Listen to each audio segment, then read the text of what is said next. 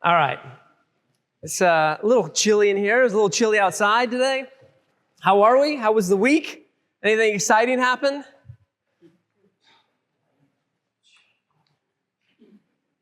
Since John and I have been here last week, and a new grandbaby. That's fantastic. Congratulations. Thank you. That's how long it's been since you've been here? You. It was a rough couple of weeks, but she's okay now. That's fantastic. Excellent. Congratulations, grandparents, again. Any other great news? You woke up. Another day above ground is a good day, yes. What else? Anything? Grandbaby turned 1. Grandbaby had a birthday, yes, 1 year old. All right, a lot of us, probably about half the people in here, just came back from a retreat. We missed some of you that were not able to make it. What were some of the highs that took place this weekend? Anybody want to share? Shauna, come on. Instantly, I saw it, like a thought popped in your head instantly. Go ahead.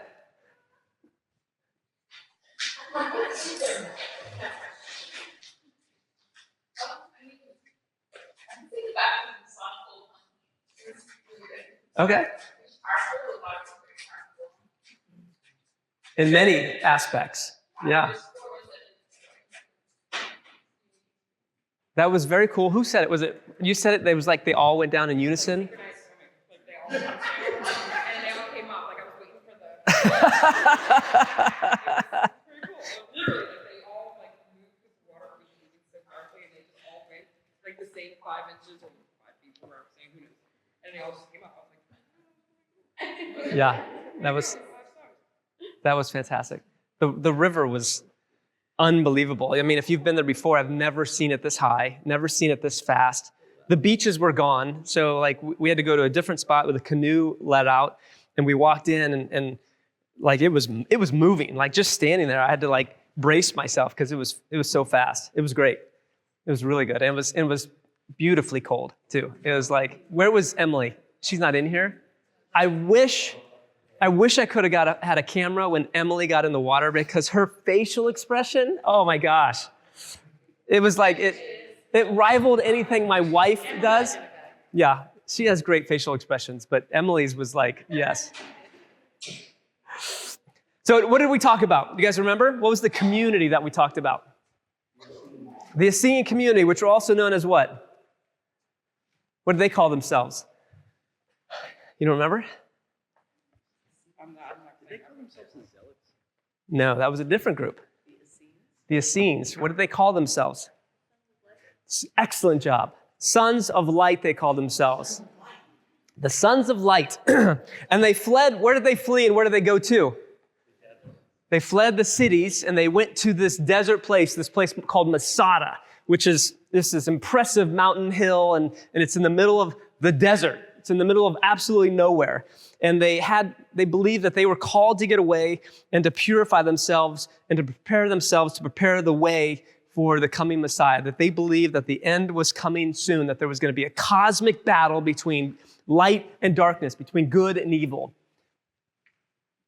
And in many ways, that did come true for them. What was the one thing that brought them together and united them on this purpose? What did they believe that they were called to be? Do you remember?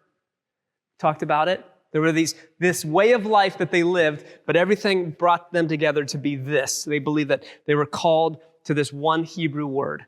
You remember what it was? I wrote it on the board. Remember, I had these circles, and then in the middle of the circle, I had this one word. Remember what it was? I can't hear. Tamim. Excellent. Yeah. Yes. Yes. Tamim. Tamim is the Hebrew word. And we got that we saw that there's a connection between this word and what Jesus says in Matthew 5:48. He says, you are to be perfect as your Father in heaven is perfect.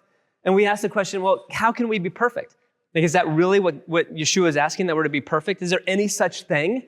And the Hebrew word that we figured out there was the word tamim. We can't be perfect. And so what did tamim mean? We remember? We redefined the word. Wholeness. What else? What? Kind of pure, almost, but more like complete. Tamim is the word complete or whole. When something is broken, it's put back together, it's made whole again, or it's completed. And so the idea of the sons of light, that they wanted to live a life that brought tamim in their life. And we said, these are the 5 things that they applied to their life. And I asked, why can't we do the same? Why can't we be a community that also makes these 5 things a priority in our lives? Because if tamim is the goal, if Yeshua is saying, hey, you guys are to be perfect, you guys are to be tamim, here's a community that did that. And these are all things that we talk about on a regular basis.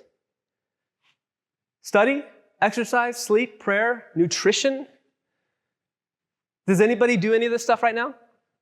They had to go out in the desert and isolate themselves to do it. They what? They had to go out in the desert and isolate themselves to do it. They did. They do it in Jerusalem. Well, I think they didn't go out there to do these things. They just did these things in the desert. That was separate. But that doesn't mean we can't do them here. I mean, does anybody have examples of exercise? Who exercises in here? Lindley, what do you do? You run. How often do you run? It depends. How many times? 2 to 4. Anybody else? Exercise? Alex, you go to the gym? Ride a bike. I haven't been. Ride a bike A few times a week. Okay. Anybody else? Physical labor Every day. Yeah, that goes in with, if you remember, that was the exercise that they did. Every day they broke a sweat. Every day they worked hard with their hands, and that was the exercise. They didn't sit behind a desk. They didn't, well, what is it called now? Did anybody? They say that sitting is the new smoking today. That's how bad sitting is. And they had it figured out. Look, there's no sitting out here. We're all going to work. That's the day. And so if you are stuck behind a desk, the goal would be like, all right, what exercise are you doing? What should you be doing? You can get up from your desk and you can walk. You can, go outside. You can take laps with me. Sometimes I go in here and I walk around and you're like, what are you doing? Yes, I'm getting my steps in.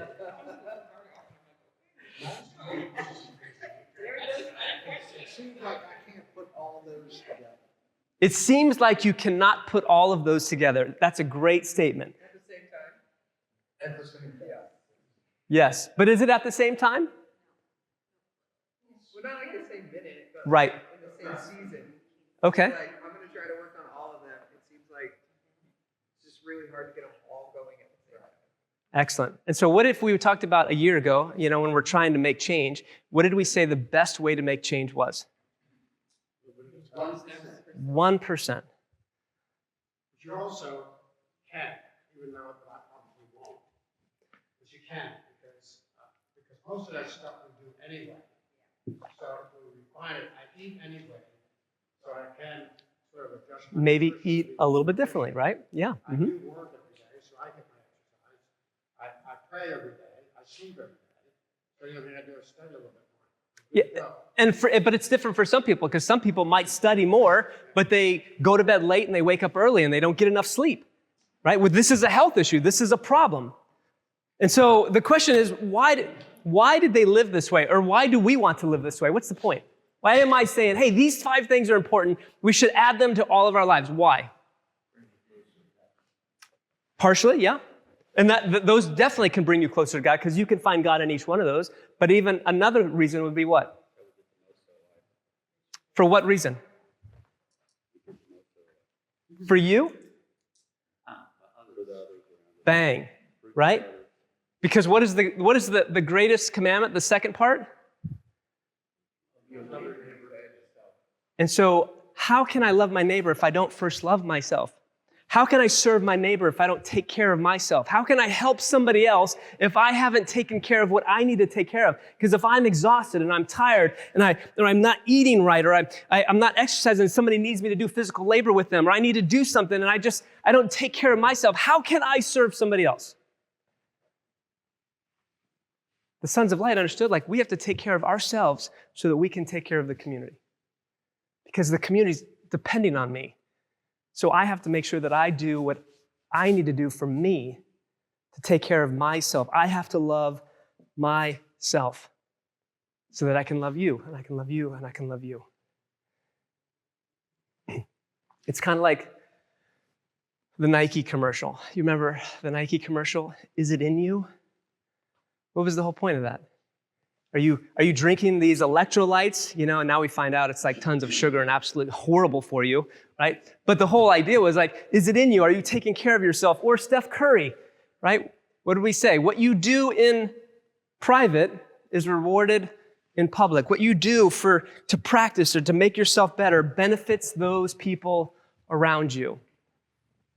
Are you doing the things that you need to do? As I was thinking about the retreat, I was led to a passage in Galatians. If you have your Bibles, turn to Galatians chapter 5. Galatians 5:16. And there's this passage, and I say, walk in the Spirit, and you shall not accomplish the lust of the flesh. Now, I've taught on this passage for, I don't know, how long have I been doing this? 30 years? I've looked at this passage. And have you ever come across something where you find something and all of a sudden something that you've never thought of before or learned before pops out and you realize oh wow, there's a connection here. So that happened to me with this passage just this week. The question came up, I was wondering, is this passage just Paul saying this, or is this what's called a remez, a Jewish remez? Is he alluding to something else of a previous text? Or is it a midrash? Is he giving commentary on something that has already been written before? And so I started asking these questions because a friend of mine, he spent almost an entire year teaching on Psalm 119. Psalm 119, if your Bibles is takes up 4 pages. That's a long psalm. It goes through every letter in the alphabet, in the Hebrew alphabet, and it has these long statements. It's this powerful thing. It took him a year to teach through it. And so then he wrote it in a book and he sent it to me. I opened it up, the first page, Psalm 119, verse 1. Somebody read Psalm 119, verse 1 for me, please.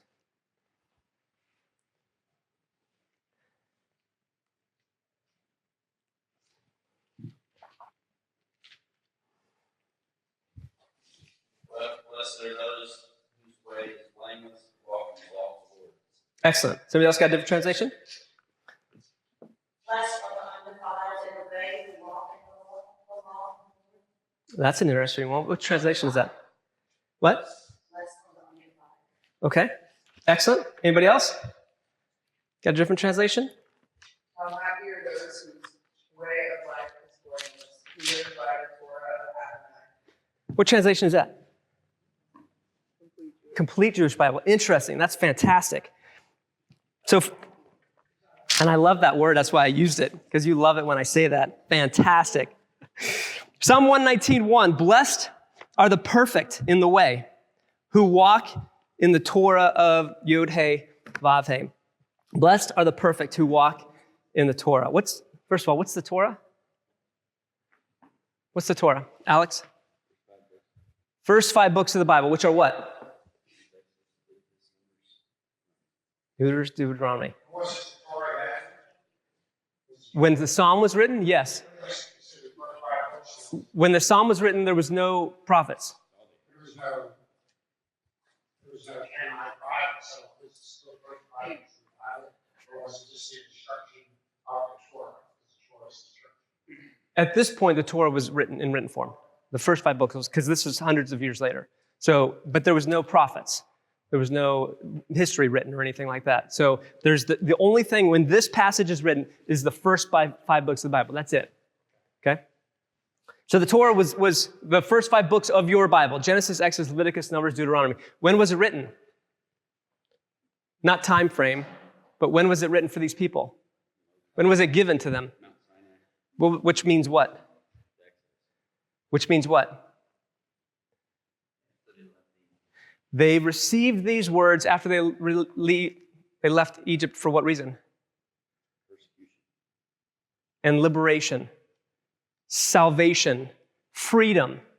These are the words that God gave his people in the Torah after they were rescued by God, who lived in Egypt in slavery for 400 years. They were freed.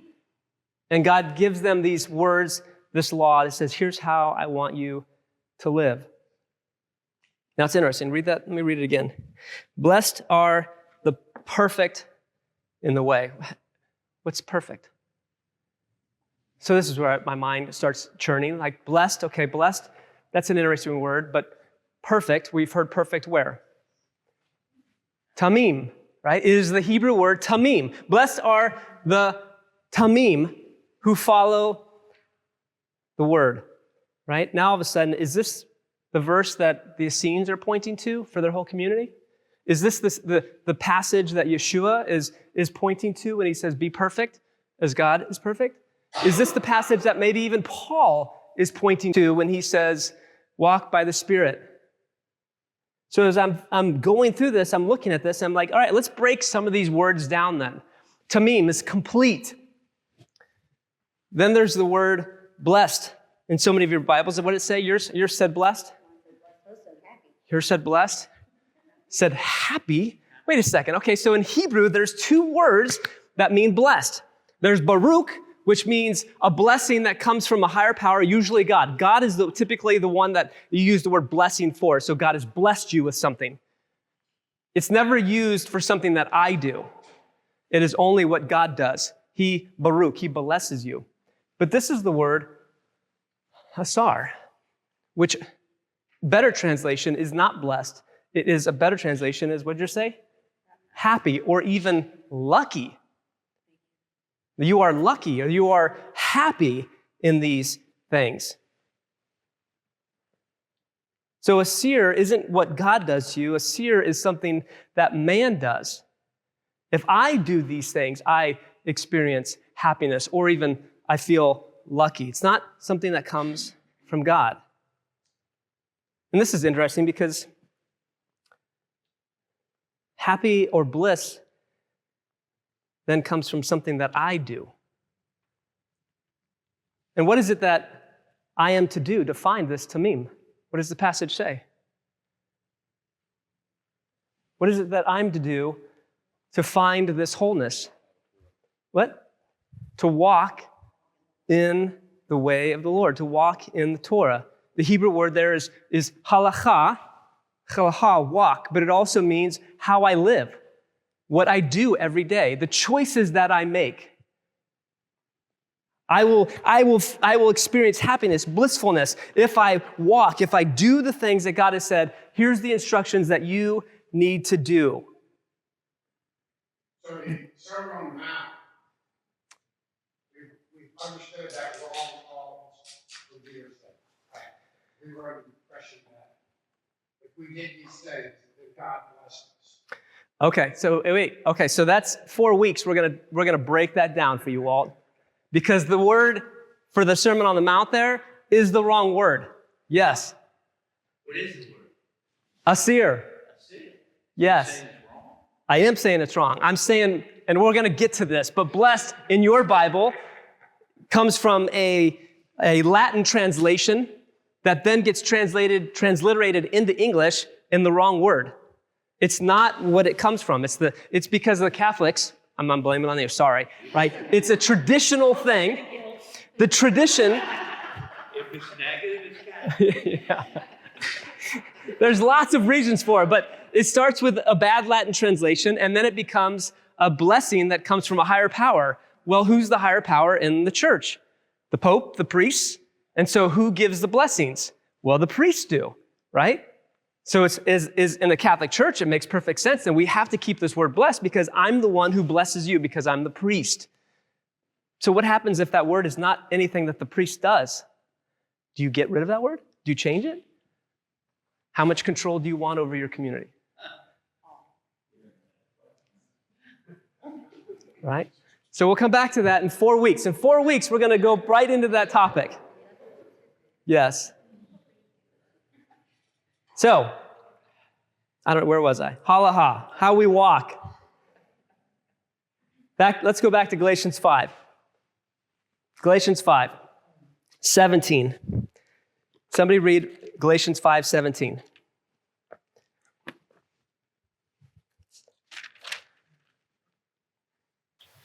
For the desires of the flesh are against the spirit, the desires of the spirit are against the flesh, for these are opposed to each other to keep you from doing the things you want to do. Do you ever go through this situation where you feel like, I know I'm supposed to be doing this, but I really want to do this?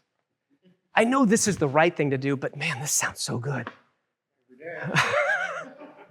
Right? These are the battle of the flesh that's warring inside of us. The Yetzer Hara, the evil inclination, the evil and the good inclination. There's this conscience that's telling us, hey, don't do that. You know this is going to be hurtful for you. You know, you should probably stay away from this. Be like, but I've never done it before. Maybe if I just try it once. These are the battle that is waging inside you that Paul is talking about. For the flesh lusts against the spirit. Verse 19. Who's reading over here? Shauna, 19 through 21, please. And the works of the flesh are evident: sexual immorality, impurity, sensuality, idolatry, sorcery, enmity, strife, jealousy, fits of anger, rivalries, dissensions, divisions, envy, drunkenness, orgies, and things like these. I warn you, as I warned you before, that those who do such things will not inherit the kingdom of God. Paul's saying, this is the war, but this is what happens to you if you follow that. This is what happens. This is the lust of the flesh, and this is what will happen. This will lead you to these places. This is what leads you to destruction, or brings anxiety or trauma in people's lives, brings pain and brings struggle when you follow this path of this is what I want to do. When we live a life of just constantly what's the old song? Listen to your heart. You know the heart song from the 80s? You know the 80s song? Listen to your heart. Sing it, Mandy. Right? Right. And here's the problem. Yeah. Does your heart... Wait, okay, Mandy, I'm sorry. I shouldn't have done that. You know better, come on. Does your heart lie to you? All the time. And the world says, listen to your heart. Go with your feelings. You know, if it feels good, just do it. This is what Paul's saying. This is thousands of years old, this advice. Heart didn't come up with this. This song has been playing for thousands of years. Listen to your heart. Paul says, no. Your heart lies to you. You have to discern. And if it goes against the instructions that God has given, this is what's going to happen. You will find yourself in a place of hell on earth. But 5:22, Shauna. For the fruit of the Spirit is love, joy, peace, patience, kindness, goodness, faithfulness, gentleness, self-control. Against such things there is no law. Read it one more time. For the fruit of the Spirit is love, joy, peace, patience, kindness, goodness, faithfulness, gentleness, self-control. Against such things there is no law. So when you follow God, the Spirit of God, when you follow God's Torah, this is the fruit. Love, goodness, patience, kindness, goodness, gentleness, self-control. Are those good things? Well, we need some of that too, but this is what happens when you follow this. These are the byproduct of this. But here's the thing. We've said this before. Who's the fruit for? The fruit isn't for me. I receive patience, but the patience that I have from this isn't for me, it's for you. I'm to be patient with you, Dawn, right? That's when I walk in this way. I'm supposed to grow in patience so that I will have more patience with my wife, with my children, with other people. The patience is for them. The gentleness isn't for me. The gentleness is that I extend to somebody else. The goodness, the self-control. When my emotion says, do this, blow up, break something, punch your fist through the wall because you're angry, the Spirit says, no, don't do that. And because I'm listening to that, I have self-control now. No, I don't. No, that would be dumb. Why would I do that? Each of us When we follow this, God has also blessed you with talents, gifts. Each one of you is uniquely designed with something specific and in you, not just the fruit of the Spirit, but also the talents that God has given you. And it's in this tamim with the community, it's the idea of like, are you using the talents that God has given you for the community? How many of us have these talents that we hold on to ourselves, where I don't share with somebody else, I don't use for the community because they're just mine? But do I use the talents that God has given me to bless you? Because this is also fruit, the talent that I have. Am I using what God has given me for you? So what do we learn then from Paul and the Psalm? Tamim is the byproduct of what? Obedience. When we do what God asks us to do, follow these laws, what was your word? Happy. I will experience happiness, or I'll be lucky, because our being, or what's inside me, is now whole, it's complete. Yeah, but Matt, there's problems that happen around us. There's always these things that go wrong. There's problems that we're going to experience. And what about this? And what about that? What about this and that? And blah, blah, blah. And I heard a great statement the other day that said, boiling water does what to a potato? Softens it. Boiling water does what to an egg? Hardens it. It's not the experiences that matter. It's what's inside you that matters. That's why we do these things. To prepare our hearts, to prepare us, because there's going to be problems. There's going to be bad things that happen around us. And it's not those things that matter. It's what's inside of us. The Nike, what's in you? Or Gatorade, not Nike. It's the circumstances. Those don't matter, but what's in you, that matters. I came across a passage in my Proverbs reading this week. This was yesterday. It says this, Proverbs 21:31. The horse is prepared for the day of battle, but the deliverance is of Yod-Heh-Vav-Heh. Did you catch that? The horse is prepared for the day of battle, but the deliverance is of God. There's two parts to that. The horse is prepared for battle.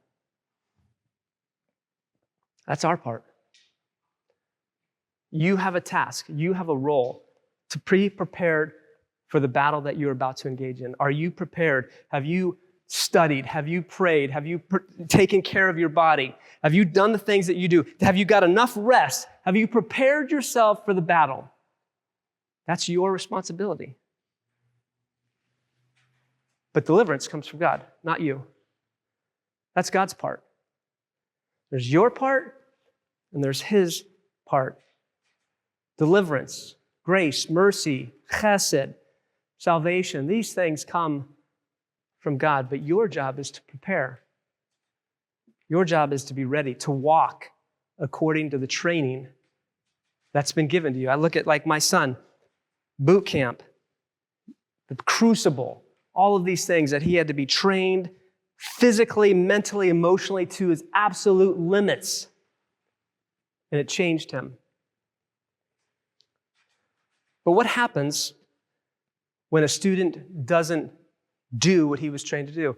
What happens when your students, electrical, don't follow your instructions and they start messing around with the equipment? They could hurt themselves, and what else? They could do something damage, right? To themselves, to the company. Carpentry.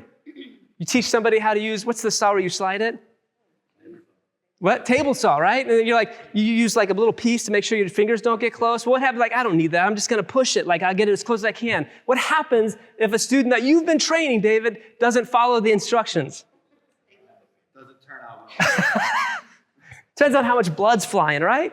Right? Or if you're a nurse and you've been training, people on certain things. What happens if they don't follow the instructions? If they don't follow the instructions on the, what is it called, the day sheet? They walk in, they check on a patient, and they don't do the things that said, do this at this time and this time. What happens?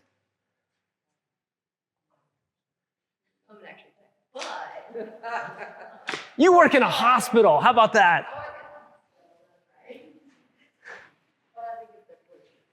They what? What happens if you don't follow that? They could die. So we live in this world where Jennifer's even, right? You work with contracts, right? If you're working with training somebody to work with this client to follow this procedure and make sure that they get this and follow these numbers, and they don't do that, what happens? You could lose a client. You could lose lots of money.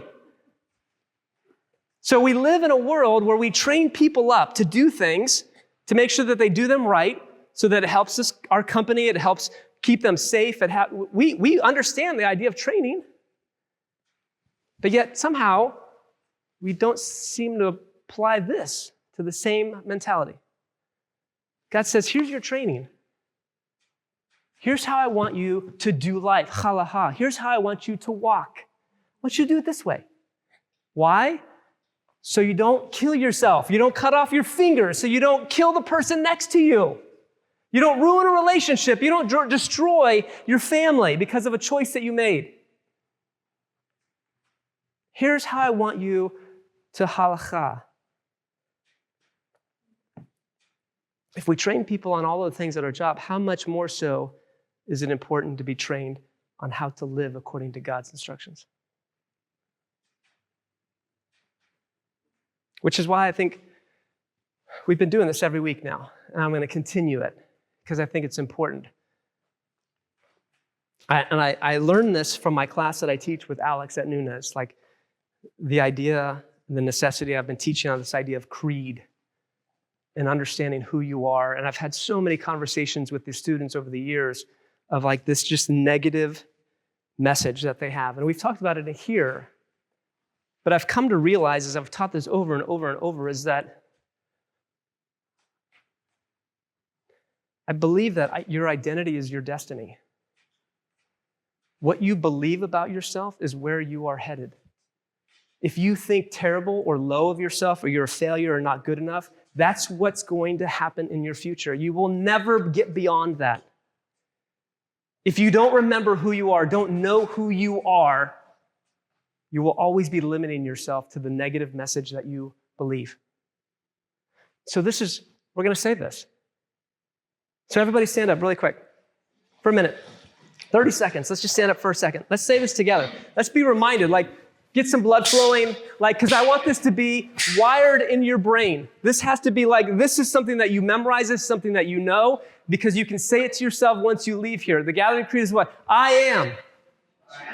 I am. I have. Wait, do you believe that? Do you believe that each and every one of you is different from the person next to you? There is no person like you in this room or outside of this room, anywhere in the world. God has created you specifically unique. There is.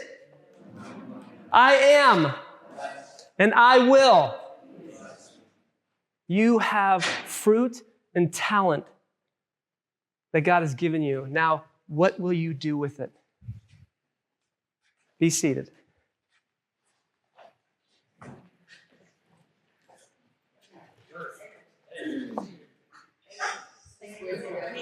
Yeah, I'm going to pull out the little things you can kneel on here, Walt, pretty soon. Hey, I've learned there's a reason.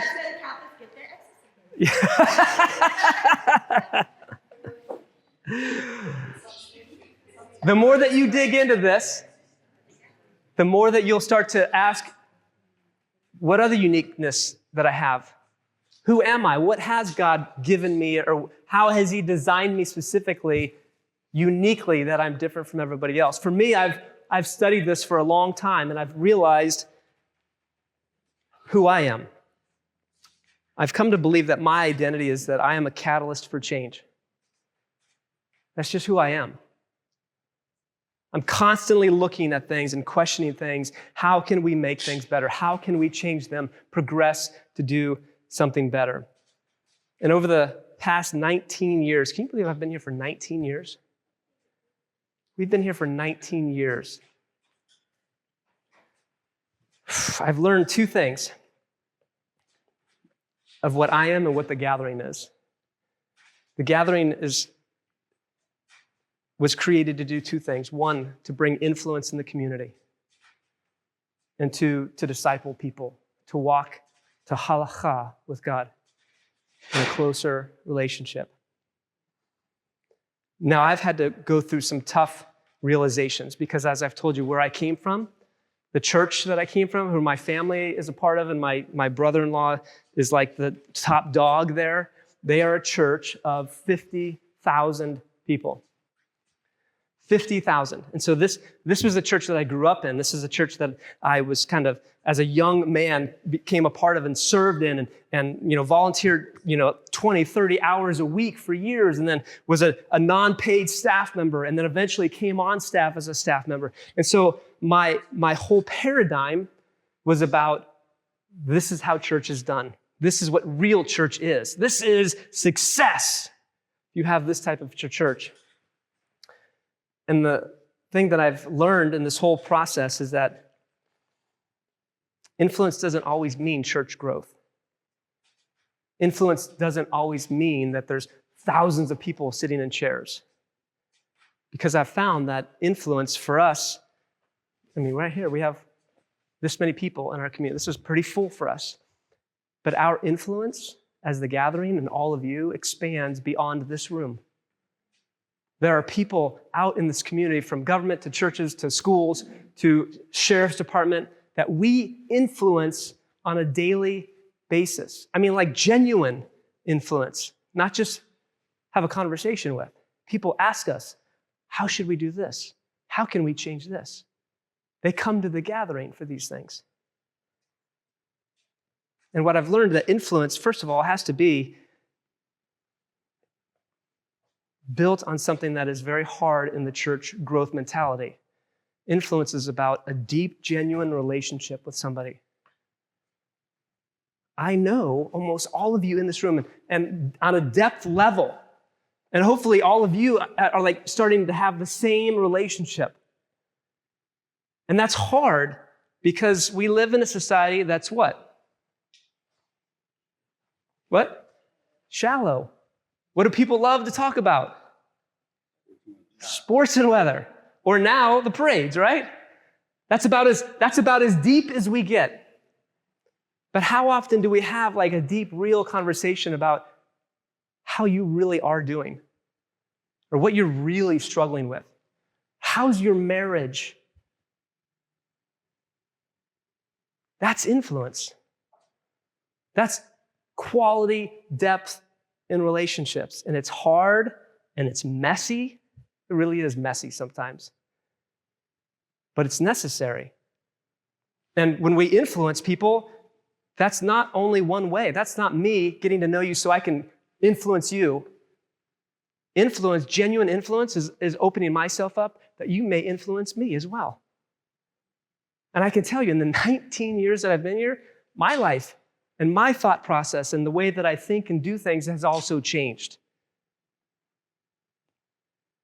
I am not the same person that I was in Phoenix. Some of the biggest things is I have become a more patient person. I actually kind of like the slow pace of life now, which when I first came here, I hated it. It's like, clearly nothing gets done around here. Like, nobody does anything, right? Because I was always like, fast, have to get stuff done. But I've also learned with influences the deep relationships, and that has come from here. What I've learned from people within my own community. But St. Bernard has also taught me, the value of family closeness. I love the fact that you guys, family, like the closeness that you have in your families, like this, you genuinely want to be near your kids and your grandkids, and there's a genuine closeness there.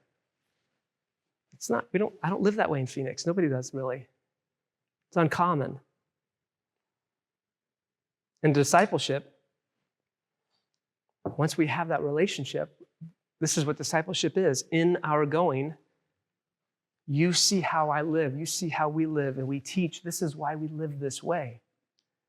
That's what discipleship is. It's not evangelism or I got to save you or I got to save you. It is, here's how we live. Come Come walk with us. Come do life with us on this journey.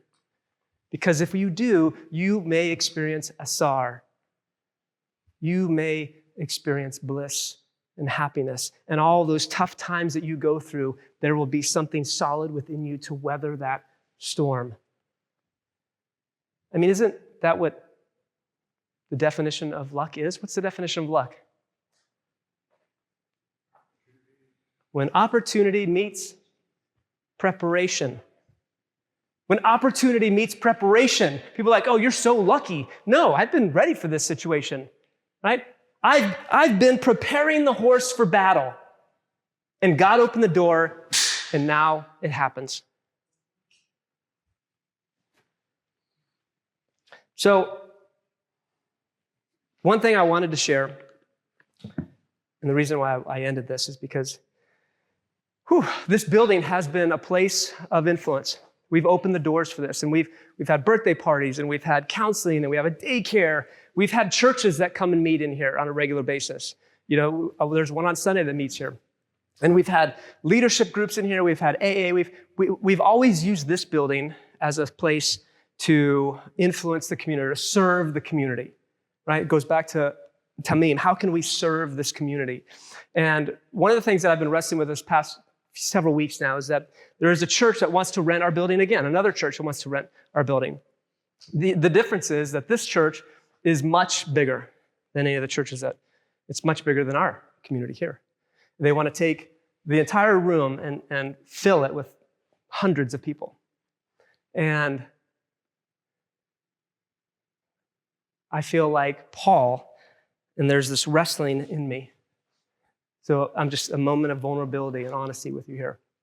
I have struggled with this because logically I can say, this is the right thing. It will serve the community. It will benefit them. It will help them. It will help us. There's lots of mutual things that can be beneficial. But the negative message in me, and I still struggle with the same negative message. You're going to allow a larger church to come in here to show that you're a failure. And I've wrestled with that. Here's this big church, and look, Matt, you only have 20-some people, like you're a failure. And so I share that because this is I struggle with you. I struggle just as you struggle. And so I've been wrestling with it. Should we allow this? Should this happen? Should this move forward? And I'm just sharing my heart to you, my mind. This is my struggle. Remember this, Matt. Probably never had more than 50 people involved in this church at one time. But this church has done more than that 50,000 church. Right? Yeah. So it's quality, not quantity. And that's why I'm sharing this with you, because I just logically, right? I know I say I have to remind myself of that, because if I just listen to my heart, that's the problem. Listen to your heart. Right? If I just listen to my heart, that's where I fail. If they're not against you, Right. So That's my dad put the brain out here. yeah. That's right. That's right. So I just wanted to share that with you. If this is the direction we're moving, I wanted first you'll be aware this is the direction, but I also wanted you to know my feelings, my thoughts on this and my struggles, right? Any decision we make has not been an easy one.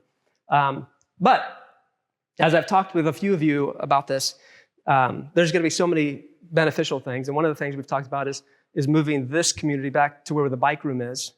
And you've been asking, hey, can we move into the praline room? I mean, it's actually bigger than the praline room, but it will be our space. So we don't have to deal with the echoing. We don't have to deal with the setting up and tearing down. You know, there's screens and all kinds of really cool stuff that we could actually make that place into our space that is just for us. And I think that would be a tremendous change for our community, for this community right here. That would hopefully then ignite us to continue to go out these doors and impact and affect the community at large. And we will continue to influence, we'll continue to disciple people, We will continue to be deep in relationships because that's what it means to halacha, to walk with God. How old is this church? Okay?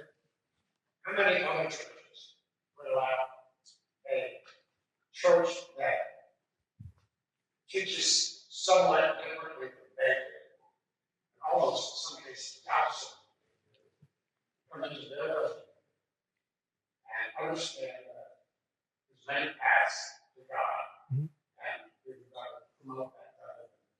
That's cool. Thank you. Yeah. So, yeah, let's end there. Rustin, no, Dawn, because you open with prayer. Dawn, close us out in prayer, please. In the name of the Father, Son, and